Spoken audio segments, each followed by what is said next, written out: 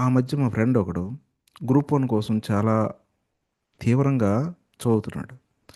ఈ చదువుతున్న వ్యక్తికి ఏమైందంటే కొంతకాలానికి తనకు ఒక ఇన్స్పిరేషన్ లోట్ అయ్యింది. ఎలా ప్రిపేర్ అవ్వాలి అనే ఒక రిథమ్ అనేది కోల్పోయాడు. ఆ రిథమ్ కోల్పోయిన సమయంలోనే 2018 నోటిఫికేషన్ ఏబిపిఎస్సి గ్రూప్ వన్ ఇచ్చింది.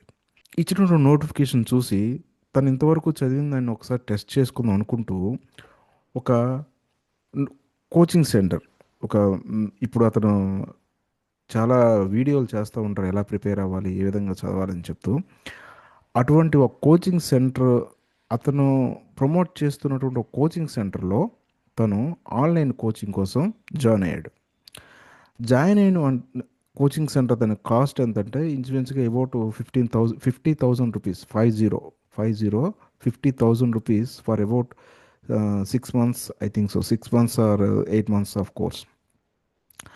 ఆ కోర్స్కి ఓన్లీ అది కూడా మెటీరియల్ గట్రా కాదు, ఓన్లీ టెస్ట్ సిరీస్ కోసమే అది. That amount is only for the test series. ఈ ఇతను జాయిన్ అయినటువంటి తర్వాత నెంబర్ ఆఫ్ వీడియోస్ ఓల్డ్ వీడియోస్ని కంప్లీట్గా తన లాగిన్లోకి పుష్ చేశారు.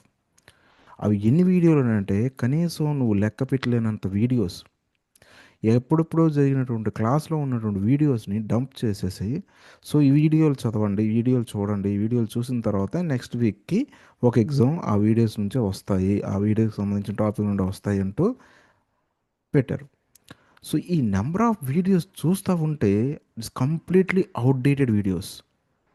తనకి కనీసం అర్థం చేసుకోవడానికి కూడా వీల్లేనంత విధంగా ఉన్న వీడియోస్ని చూసి తనకు చికాకు వచ్చేసి తను ఆల్రెడీ ఏదైతే చదువుతున్నాడో దానికి మళ్ళీ వెళ్ళిపోయి ఏ రోజు కూడా ఆ వీడియోస్ని అతను ఓపెన్ చేసిందే లేదు. ఓన్లీ ఫర్ టెస్ట్ సిరీస్ ఎప్పుడైతే ఎగ్జామ్ ఉందో ఆ టైంలోనే ఎగ్జామ్స్ కోసం చదవడం, తను ఆ టెస్ట్ రాయడం. బట్ అల్టిమేట్గా ఇంకొక విచిత్రం ఏంటి అంటే ఇతను ఎగ్జామ్స్ అటెంప్ట్ చేసిన తర్వాత ఆ ఎగ్జామ్స్లో కూడా తన క్లాస్లో ఏమైతే చెప్పారో ఆ క్లాస్ తాలూకు మెటీరియల్ ఆర్ నోట్స్ అనేది ఆ క్వశ్చన్ ఆన్సర్లో లేదు.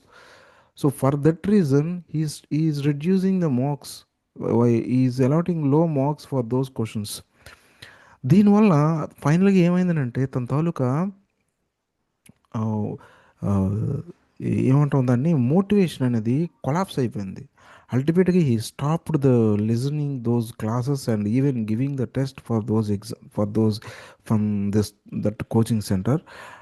So ultimately he appeared in group 1 mains and he succeed, not because of this institute, because of his own will.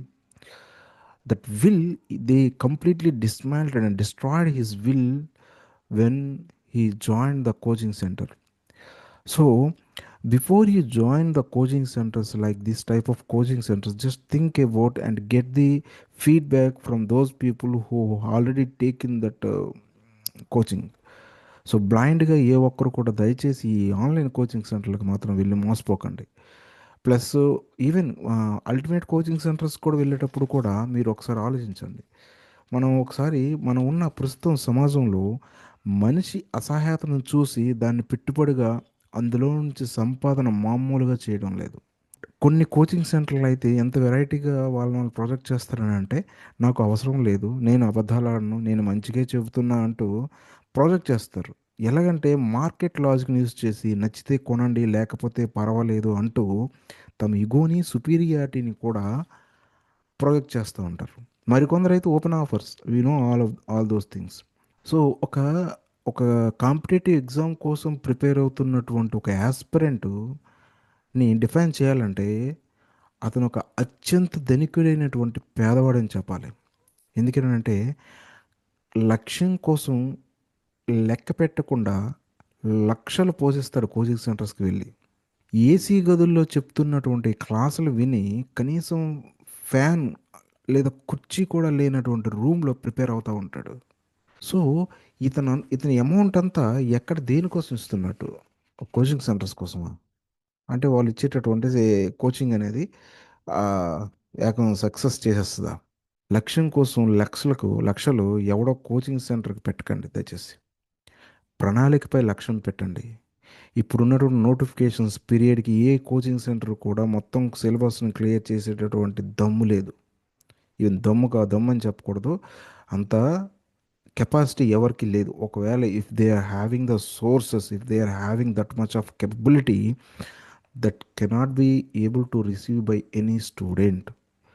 ఆ చెప్పిన కోర్సును కూడా ఏ స్టూడెంట్ కూడా మొత్తం చెప్పినటువంటి సిలబస్ని చదవలేడు. ఈ కోర్స్ మొత్తం క్లియర్ చేయాలంటే వాళ్ళు కనీసం రోజుకి 15 గంటల క్లాసులు చెప్పాలి. ఈ 15 గంటల క్లాసులు చెప్పింది అతను ఇంటికి వెళ్ళి ఒక 5-6 గంటలైనా చదవాలి. సో రోజుకి 24 అవర్స్లో ఒక 2 గంటలు పడుకొని 20 గంటలు చదివేస్తాడా? అవ్వదు. That is not possible. So better utilize the time for your preparation, not for the coaching centres.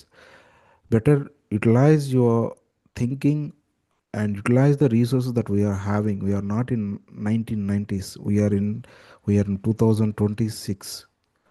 మనకి ఎన్నో ఆపర్చునిటీస్ ఉన్నాయి, ఎన్నో ఫెసిలిటీస్ ఉన్నాయి. ఇంటర్నెట్ అనే ఆప్షన్ అనేది వాడుకుంటే సరిగ్గా మనకి కావాల్సిన రీసోర్స్, మనకు డౌట్ ఉన్నటువంటి క్లాసులు ఏవైనా కూడా ఎక్కడి నుంచైనా ఎవరైనా చెప్పేటటువంటి అవకాశం ఉంది. ఈవెన్ మెటీరియల్స్ ఎన్ని కావాలంటే అన్ని పీడిఎఫ్, టెలిగ్రామ్ ఛానల్స్లో నెంబర్ ఆఫ్ వీడియోస్ వస్తున్నాయి, నెంబర్ ఆఫ్ ఆడియోస్ వస్తున్నాయి, నెంబర్ ఆఫ్ మెటీరియల్స్ వస్తున్నాయి. Get that, get better one, but constraint your self for the better material. అది కూడా ఇంపార్టెంటే. ప్లెంటీ ఆఫ్ మెటీరియల్ ఉండేటప్పుడు మన కన్ఫ్యూజన్ అనేది పెరుగుతుంది. ఆ కన్ఫ్యూజన్ మాత్రం మనం వెళ్ళామంటే ఏమీ చదవలేం. సో ఒక ఖచ్చితమైన మెటీరియల్, బుక్స్, ప్రిస్క్రైబ్డ్ మెటీరియల్స్ బుక్స్ని తీసుకొని దానికి తగ్గ question and answers, main practice is most important. Theoretical చదివిన వెంటనే ప్రాక్టీస్ చేస్తూ చదవడమే మెయిన్ ఇంపార్టెంట్. మీకు కనీసం బేసిక్స్ లేవా, కనీసం ఏవి ఇంతవరకు ఏం చదవలేదని అంటే, then you should not go to the coachings, but get that material, get those books, read, and clear your doubts through the YouTube videos. మనకి చాలామంది యూట్యూబ్స్లో ఫ్రీగా చాలా కంటెంట్ అనేది పెడుతున్నారు, సెల్ఫ్ ఇంట్రెస్ట్తో చాలామంది. సో ఆ వీడియోస్ని చూస్తూ మనం ఈజీగా నేర్చుకోవచ్చు. Take care.